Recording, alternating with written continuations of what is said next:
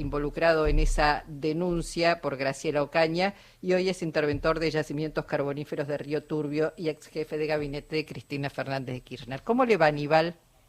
¿Qué tal, Luisa? ¿Cómo le va? Bien, muy bien. No estaba involucrado, estoy procesado. Bueno, en la denuncia estaba involucrado, lo llegaron a procesar, pero ahora la justicia dice que no hay ninguna prueba de las que aportó Ocaña para plantear que hubo sobreprecios o que hubo direccionamiento.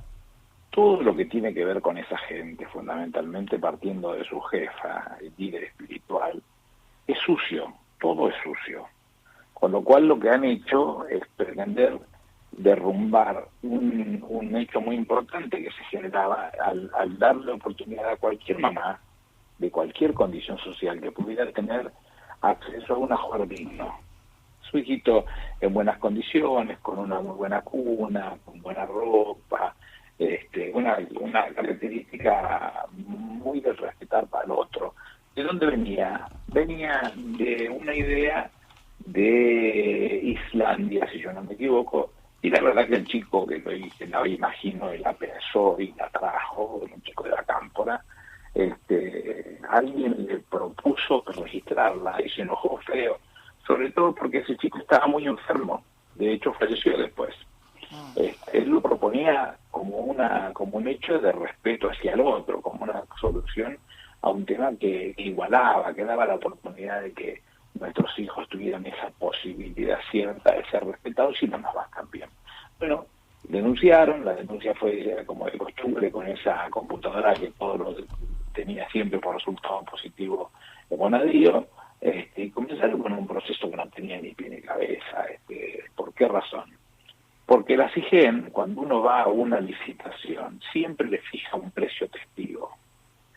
Yo, siendo jefe de gabinete, me enojé mucho alguna vez y le impuse al titular de la CIGEN y debo reconocer que su esposo fue excelente en esa función. Decía, cuando yo licito, vos ponés en el expediente un precio testigo. Y la ley dice que yo puedo tolerar hasta un incremento del 10%, o más o menos, como fuera. Yo decía, si yo voy a comprar y yo o se presenta 1, 2, 3, 5 o 1000 oferentes y el precio del producto que yo estoy comprando no coincide con tu precio testigo, es más de ese 10%, entonces yo te reclamo que vos me des a mí la dirección de donde tomás el precio testigo y voy y lo compro. Entonces no confundamos las cosas. Y eso así funcionó. En este caso, no podía funcionar con precios testigos porque eran productos que no existían. Entonces, lo que se le podía dar era un precio de referencia. Se hacía una referencia. Entonces, lo que se valió este personaje nefasto es en poner productos de menos, jugar a productos insignificantes respecto de los verdaderos productos que se cotizaron, un montón de cosas que después de una pericia hecha por personas honestas con seguridad técnica, se demuestra que todo lo que se dijo era mentira para hacer daño. Bueno, ahora van a tener que resolver respecto del juicio propiamente dicho, y después van a tener que dar explicaciones seguramente en los daños y perjuicios de todos y cada uno de los que los iniciaremos, ¿no? En esto, hola, le habla Horacio Bon, ¿cómo va? Hola, Horacio, ¿cómo va? En esto de armar y desarmar, aquellos que alguna vez integraron también lo que se denominó la mesa grande o chica de la justicia, en esto de armar causas, armar imputados. Hago un paréntesis muy breve. A medida que Luisa preguntaba y usted respondía, lo más cruel, además de imputar, ensuciar, etcétera, etcétera, etcétera, destruyeron las cunitas. La cunita nunca llegó a donde tenía que llegar, porque usted la va a seguir y la va a pelear, y la va a pelear y va a conseguir que alguien le diga, le pido disculpas, perdón, o lo van a resarcir económicamente. La cunita nunca llegó, y el pibe, en algún lugar cualquiera de la Argentina, dormirá en el piso, porque aquel que integraba incluso esa mesa de la justicia, no le importan los pibes que no tienen cunita. O el colecho con sus padres. Tal cual. Tal cual. Pero no el colecho por el afecto, por mimarlo un poco. Claro, ¿quién no recibió en la cama a uno de nuestros pibes? No tener dónde poner a un pibe. Exacto. Ahí veníamos escuchando y abriendo el tema de la justicia, no solamente escuchando al presidente sobre la ética de los malditos, ¿no? Y una corte que hace lo que puede, y la crisis de la justicia. ¿Por dónde habría que ir? El presidente debe ser una de las personas que más conoce ese tema y él tiene muy en claro que es necesario atacar ese tema para resolverlo. Pero también hay que tener el poder político, las manitos para poder resolver ese tema, si es que realmente todos entendemos y estamos convencidos de que tenemos que buscar o bregar por una justicia como realmente nos merecemos todos. Hay cosas que no deben suceder. Yo cuento siempre que hay un constitucionalista rosarino, Néstor Sagüez, un hombre que a mí me gusta leerlo, no es para nada peronista, bien diría todo lo contrario. Él dice que el Poder Judicial, que es uno de los poderes de la República, tendrá prestigio cuando sus pares lo reconozcan con ese prestigio. Yo me pregunto, ¿y el Poder Ejecutivo le reconoce prestigio a la Corte? No. ¿El Poder Legislativo le reconoce prestigio a la Corte? No. Entonces estamos en un problema severo.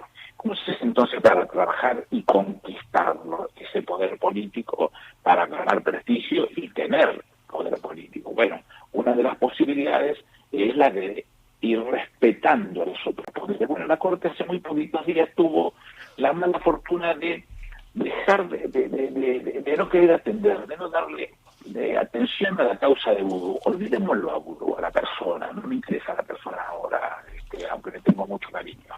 Hablemos del vicepresidente, es una figura de otro de los poderes. ¿Cómo se le respeta al otro poder? Bueno, abocándose a eso y analizar lo actual. Bueno, no lo hicieron, recurrieron a un sistema horrible que tiene el Código Procesal Civil y Comercial de la Nación, que dice en su artículo 280 que la Corte puede no abocarse. Y simplemente invocando el artículo 280 de la aposentado que no se aboca. Con este artículo, perdón, y con esto termino, sí. Este señor que estuvo presidente en la Argentina los últimos 4 años, una catástrofe de las pocas veces vista, siendo procesado por evasión cuando era titular de CEBEL y por contrabando agravado, cuando va a la Cámara reconoce que habiendo pagado el impuesto que evadió, en ese momento, después de la ley se corrigió, extinguía la acción penal. Muy bien. Pero el delito de contrabando agravado no corre para ese mismo mandario de la había que pagar por ello. Va a la Cámara y la Cámara dice un principio de derecho romano que dice non bis in idem, 2 veces por la misma causa. No, pero señor, ¿qué me quiere decir? Usted sí son 2 cosas distintas, no tienen nada que ver. Bueno, así lo hizo. Fueron a la Corte y la Corte, con un hermoso 280, como les acabo de contar, dijo: yo no me aboco, ergo ratifica la sentencia anterior y lo dejó libre a este mamarracho en las condiciones que le estoy contando, inventando una cosa que no tiene ni pie ni cabeza. Bueno, esto es lo que nosotros tenemos que pedir. Vamos, hay cosas que no se pueden olvidar. Era un vicepresidente, resuelvan, reconozcan si hizo bien o si hizo mal. Y si hizo mal, hay que decirlo para respetar al otro poder. Estamos, bueno, el presidente lo dice, estamos en problemas con esta Corte, con un poder judicial que frena, que castiga, que de alguna manera hasta parecería extorsionar a veces en lugar de hacer justicia. Es muy, muy complejo un gobierno democrático y una república tan defectuosa. Aníbal, eso por un lado. Por otro lado, queríamos saber si entiende que el conflicto que amenaza con desatar el campo se va a parecer al viejo conflicto que tuvo el gobierno de Cristina Fernández de Kirchner, o no va a llegar, no sé, la sangre al río o la leche no será derramada. No, yo estoy convencido que no vamos a llegar ni por casualidad a una situación parecida, eso no va a suceder. No tiene que suceder, porque para eso está la política es hablar. Octavio Paz decía en 1970 en la Universidad de México que había que reconstruir el contrato social, porque el contrato social o el contrato verbal había que recomponer la palabra. Bueno, hay que hablar. De hecho, el ministro de Agricultura ha venido hablando con los referentes de las distintas entidades que representan una parte del campo, y lo que resolvieron con el maíz en aquel momento fue que la Intersafa garantizara cantidad y precio. Si eso nos garantiza cantidad y precio para tantos, para pollos, para vacas, nos va a dar la oportunidad de saber que estamos en el camino correcto y no tenemos complicaciones. Si hablamos de trigo, en el trigo mucho más simple, que es una apreciación muy simple, que es para hacer un kilo de harina, ¿cuánto se necesita? Exactamente 1.4 kilos de trigo. Para hacer un kilo de pan, ¿cuánto se necesita? 0.96 de un kilo de trigo, de un kilo de trigo, bien digo. Para hacer un kilo de pan, ¿cuánto trigo se necesita? Bueno, multiplico 1,40 por 0.96 me va a dar 1.34 kilos de trigo. Si la tonelada de trigo está en 20.000 y pico de peso, 21.000, pongámosle, dividido 1.000 me da 21 pesos el kilo. Bueno, entonces, ¿cuánto me cuesta hacer ese pan? Y lo que yo le estaba mostrando recién era 1,34 por 21, que era 28,14. Quiere decir que el trigo que yo necesito para hacer un kilo de pan sale 28,14. ¿Por qué me están cobrando el pan 200 mangos? Claro, ¿y por qué la carne una luca? Bueno, el tema de la carne es otra cosa, Horacio. ¿Por qué razón?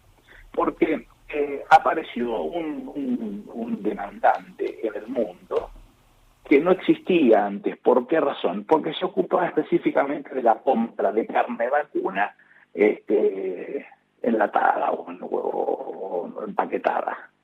Comienza a comprar carne con hueso y para el productor será difícil pensar en el carnicero que se va a quedar con unos pesitos y él con unos pesitos cuando tiene un demandante como China que paga muy buena plata.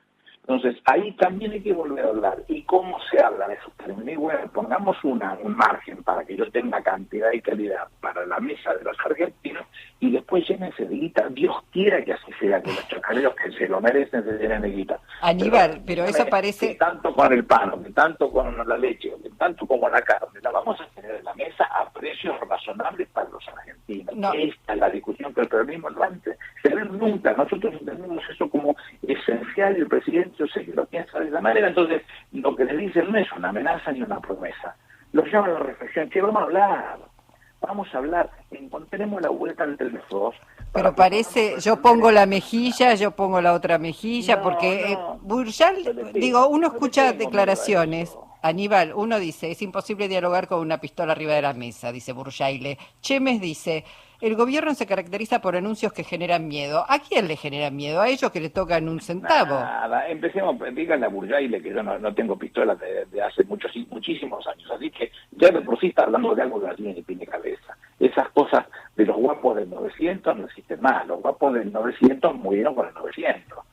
Los guapos que esperaban las minas abajo del farol murieron con el 900. Hablemos de otra cosa ahora. Acá lo que hay que hablar es de la seriedad. Señores, ustedes tienen que ayudarnos a crear una parte a la que el hombre y la mujer común, el pueblo argentino, pueda tener en su mesa y darle de comer a sus hijos lo que corresponde.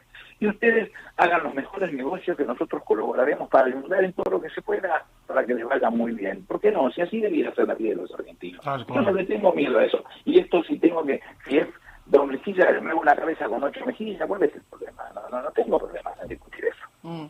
Hoy es el cumpleaños de Mauricio Macri. ¿Qué le regalaría? No me interesa, la verdad que no me interesa. Es el cumpleaños de mi madre y la saludé muy tempranito, cumplió 92. Entonces, mire porque es el cumpleaños de mi madre. Mire qué casualidad. Qué casualidad, qué infortunada para No quiero decir, además, Sí. una casualidad que apena en este sentido. Ayer murió el querido Di Biase, ¿no? ¿Me permite algunos minutos para recordarle a nuestros oyentes? Pues quiero hacerle también una referencia, porque hoy el querido Hugo Ferrer, gran periodista, gran maestro, y hermano además de un compañero nuestro que es Silvio Ferrer, me decía, preguntale cuando hables con Aníbal por su mamá, que vive a una cuadra de la casa de Adrián. Bueno, compañera, por favor. Ahí lo tenés a Di Biase, cuando relataba, como pocos, ese Quilmes. Lo tenés en el 11. Dale. Centro de Miguel Roca, viene para adentro Martínez, ¡gol!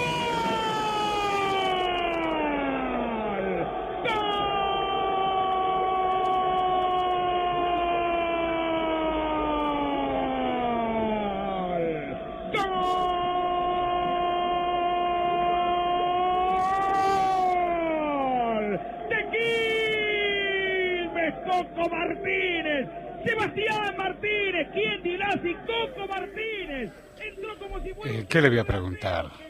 Como hoy titularon, ¿no?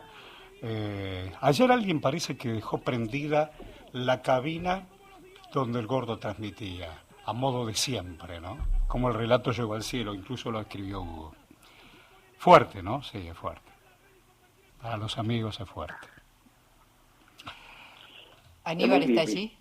Es muy difícil. Es muy difícil, yo sé que es muy difícil, no es un golpe bajo, lo único que quería es darte un abrazo, decirte gracias y quería recordarlo y reivindicarlo a Adrián, porque incluso, estando incluso en el Grupo Crónica, me tocó participar ahí de la radio y lo conocí a fondo.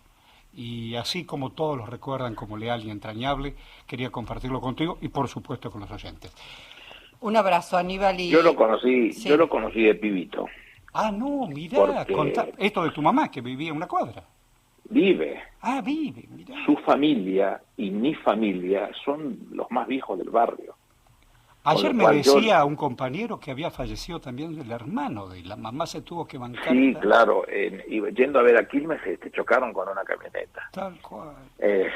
Yo los conocí porque eran chiquitos, eran de la familia, del barrio, no teníamos relación, yo tenía 10, tenemos 10 años de diferencia, yo 64, tenía 54. Lo he visto con su mamá, después yo me pierdo con la secundaria, con la universidad, y ya me vuelvo a encontrar de grande cuando él ya comienza a transmitir un 14 de agosto, si yo no me equivoco, del 91, empieza a transmitir a Quilmes, en FM Sur, por entonces. Y después un amigo mío compra una radio en Quilmes y me pide ideas de las que yo le digo, el mejor equipo que transmite a Quilmes es al del pibe yo lo conozco, es un pibe bárbaro, somos amigos. Él habló, lo contrataron y se quedó trabajando ahí hasta que después se vendió la radio lo compró Grupo Crónica, y Adrián vivió eso. Es terrible ver esto que pasó, porque nosotros lo venimos siguiendo todos los días el tema. Sí, imagínate. Sí, Por eso- 17 días la peleó ahí en el cruce Claro. de Varela. Sí, 18 para ser 18. exactos, pero esa cabina se la devolví yo siendo presidente. No Había me habido di, conflicto no me y- di, no me di. y yo lo llevé al Fútbol para Todos, y yo lo llevé a relatores, y lo había contratado, que no tengo nada que ver en eso, Radio Continental. Es una cosa que no tenía.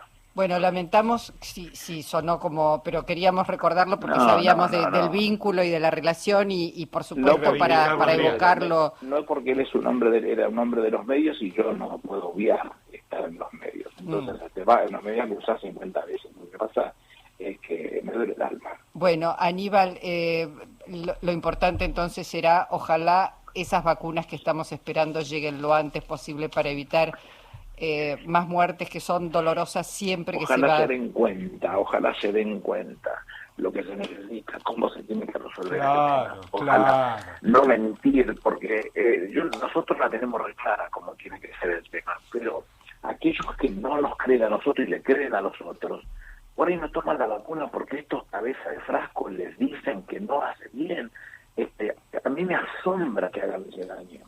El Gordo se hubiese estado bárbaro si se hubiese aplicado la Tal vacuna. cual, él y otros Por tantos. Dios, no mientan más, Él y dejen otros de joder tantos. con la salud de los otros, ayuden para que se resuelva ese tema. Es muy delicado, es muy complicado, y no saben lo que ha sufrido este chico, no saben lo que ha sufrido su familia.